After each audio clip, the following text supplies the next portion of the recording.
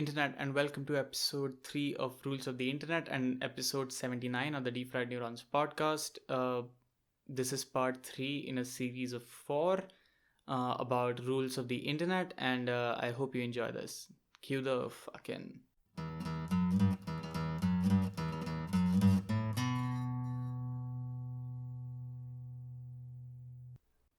Before we start part 3 of this series about rules of the Internet, here is conclusive proof that it was written all by men. This post was written by a man in an audience that was a male recipient audience, and it really makes you think why representation in at least legislation is important. Because I don't know if you guys know about this. Is just a tangential fun fact, by the way, which is the entire point of this podcast, to be honest, is that Lord Macaulay Culkin, Macaulay something. Why do I add Culkin at the end of that?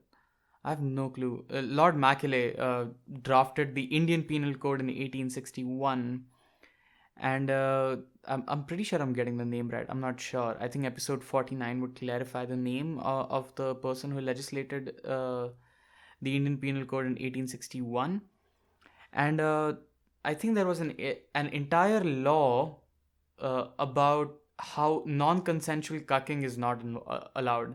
I'm not kidding. This gentleman went the length of writing a law in which it was criminal of a man to fuck a married woman without the permission of the husband, and it was the law of the land up until 2018 or 2019. 2018 or 2019, whenever Gogoi resigned. Before Gogoi resigned, he cleared that up. And every time I think about this issue, I have visible confusion as to what he was thinking. Clearly, the institution of marriage is not sacred enough. He definitely thought of women as property at the time. So, yeah, make of that what you will. 1861 was a weird time, and the fact that a lot of our criminal law is written from that time and has not changed since is a little concerning. Not to say that all of it is bad. I feel like section 302 to 307 of the Indian Penal Code, which sort of clarifies what it means to murder somebody, is very detailed, very intricate, and very well written as a piece of legislation. But it has quite a few glaring holes. For example, section 370, which does not recognize that men can be raped within the jurisdiction of India. I mean, really, rape is only limited to a crime that can be performed against women in India. And that should be cause for concern for most of us, because I don't know if you've seen the news lately. Rest their souls, to be honest, but Jairaj, Jaiprakash, and Benix or Phoenix, both of them were victims of police brutality recently in India, and both of them were raped by the police within custody, and they died a short while after. And we have no protection to offer them under the law, not for their for rape anyway.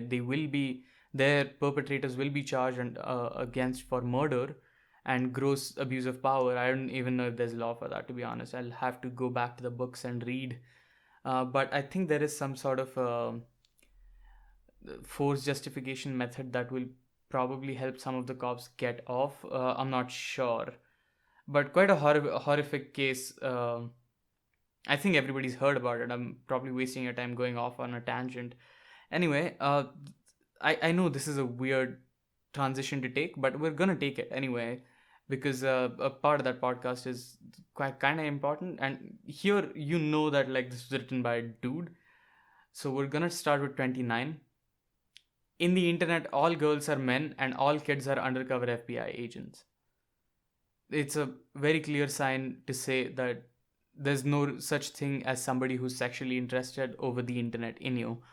I mean, this person wouldn't know about Tinder at this point, of course, but again, it's a law of the internet that protects you from catfishing, if you will. Of course, anybody who claims to be a child is an FBI agent trying to verify if you're a pedophile. And any woman is actually a man pretending to be a woman.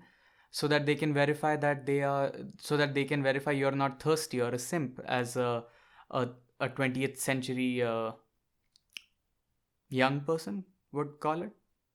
I don't know, the meme died. It sort of died a quick death and a rampant one, to be honest. Good for it. I didn't really like the meme anyway. Anyway, so there's that. Then there's rule number 30: there are no girls on the internet. I think this is pretty clear that women are actually a conspiracy, created by the state. So that the point I'm trying to make here is, again, this was definitely written by a dude, and this is also something that is trying to protect you from catfishing. Also, it does have an element of truth to it, because women were not allowed on the internet for a very long time, are not allowed on the internet from a lot of communities. I'll correct myself there. I think I mentioned in a previous episode that 61% of population of the internet is masculine, and I'm talking about mostly YouTube, because it's representative of all recreational activity on internet, most of it anyway. It's the most accessible and accessed site by almost everybody who uses internet. So I thought it would be a good number to cite here, and this number is from 2017. So I get that. And the next one, really don't understand. uh, Rule number 31: it's tits or get the fuck out, the choice is yours. Of course, they mean that women owe them nudes over the internet, or such is the joke. Assuming they're being ironic here, or actually are that thirsty and think about women that way. Whichever, you decide. I'm not even sure at this point, to be honest. You must have pictures to prove your statements. There's a reason why all breakups now involve screenshots, and it's because of this rule. And it's not a rule that was understood by everybody, but it's a rule that everybody follows. Like Newton's laws of physics is that's the application here, I think. And well, if you didn't document it, it never happened. Like that's how history is recorded anyway as well. So people are gonna demand proof, and you should probably have it. Is probably the rule. Uh, that's rule number 32. Rule number 33 is lurk more. It's never enough. I don't know if it's not lurkers, then who am I making this content for? Because 3.4.4 thousand of you watch episode 17 of my podcast. And to be honest, it's not even that special. I kind of don't like that episode a lot, but it's the most popular one on my website, on my entire resume. So it begs me to wonder that who am I making this content for? Is definitely not an engaging audience. Most of you comment on the MAM videos, but nothing else. And of course, lurking is never enough, because you will never learn enough from the internet. You will only create facets of like pockets of internet knowledge in your brain, which will be incomplete, and they will never be complete.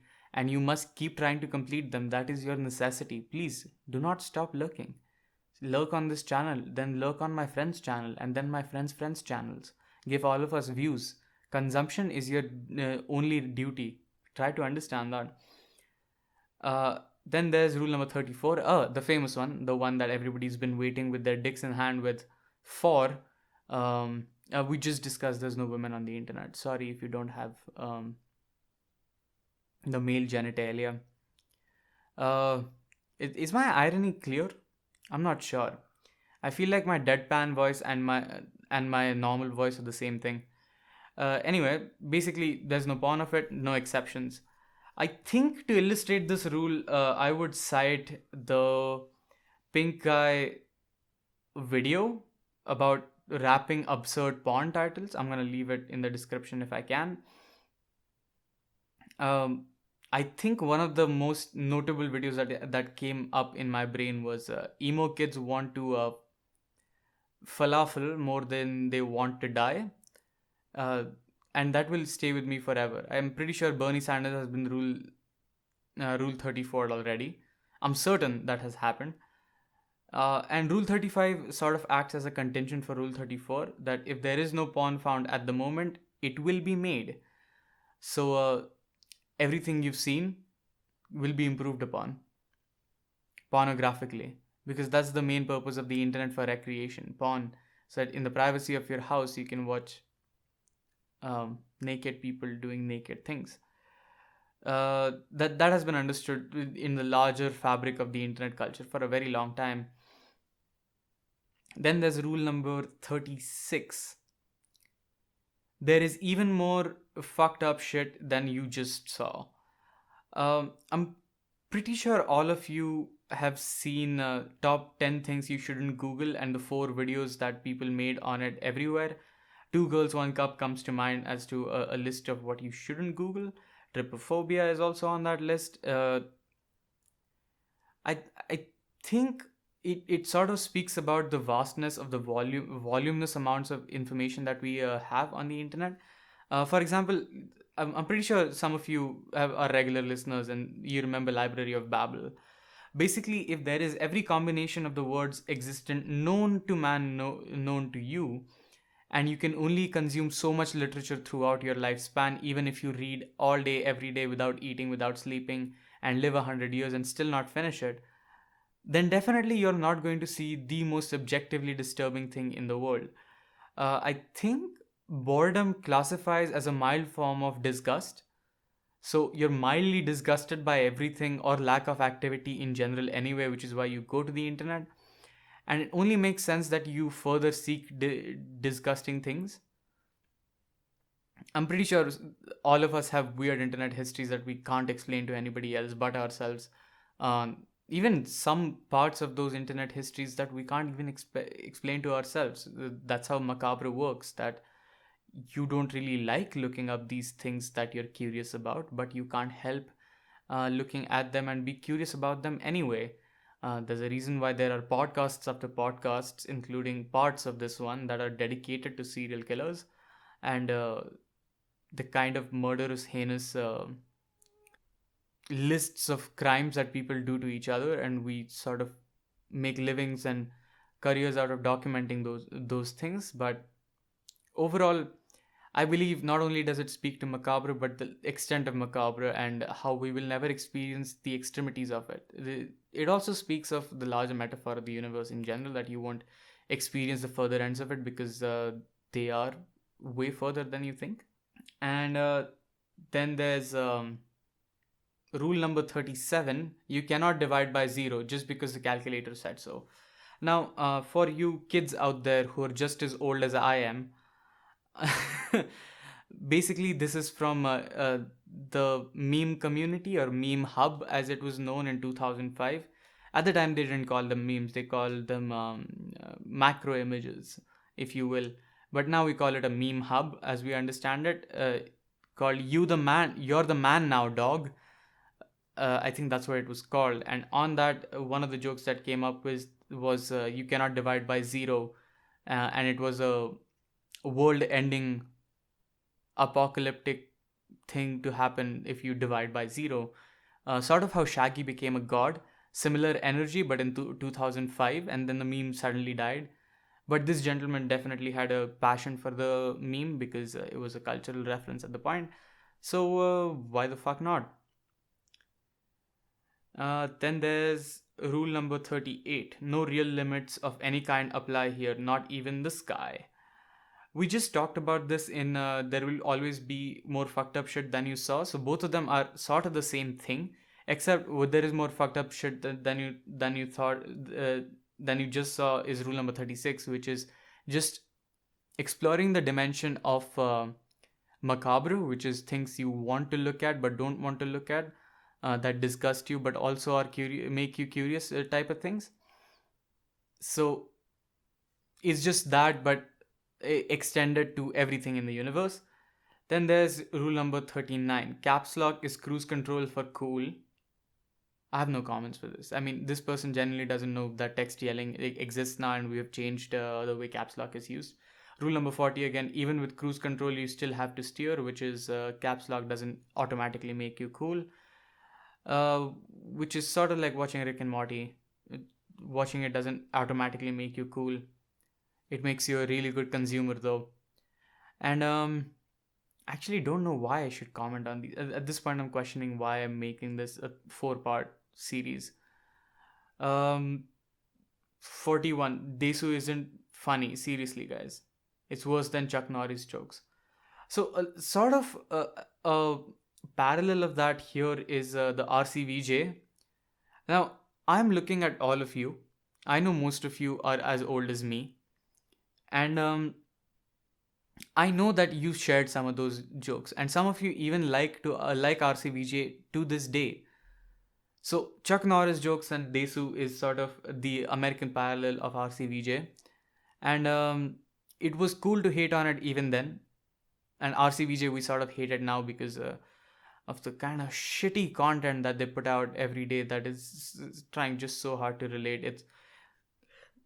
It feels like a teenager that was grown with the Adams family and thrown into a public school. It is genuinely sad. Um, then there's rule number 42, which is my favorite: nothing is sacred. In terms of commentary, yes. In terms of consequences, no. Now that anonymity is not as cheap as it used to be, everything has consequences, and your speech on the internet will lead back to you, and your right to be forgotten will be limited maybe till the point that you're a child. People will forgive you out of decency, but doesn't mean as an adult you are allowed mistakes on the internet anymore. Uh, Nothing is sacred in the sense everything is a uh, like you're able to commentate on everything, but all those commentaries now have consequences.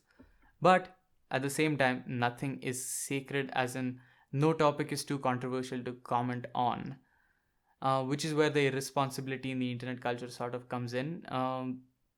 Some of it is good, some of it is bad. I feel like a lot of power structures get questioned because of the nothing is sacred observation, but also some struggles get belittled for no reason than some people want to be edgy or choose not to be empathetic, and it's a really convoluted debate. I don't know, I can't get into it right now because it's a little too complicated to explain on this setup.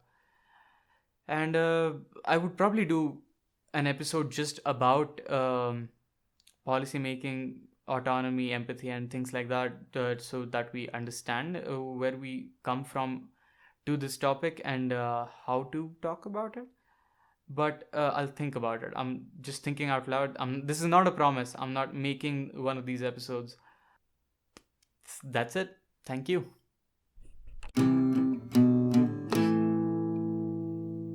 If you made it this far, you have noticed that by the third episode, the episode has gotten much shorter, maybe even half the length, which is fine. I think I didn't divide it very efficiently, but that's because there's not enough tangents to go off on, especially in this episode, because most of them are jokes at this point. I'm pretty sure even he was running out of ideas.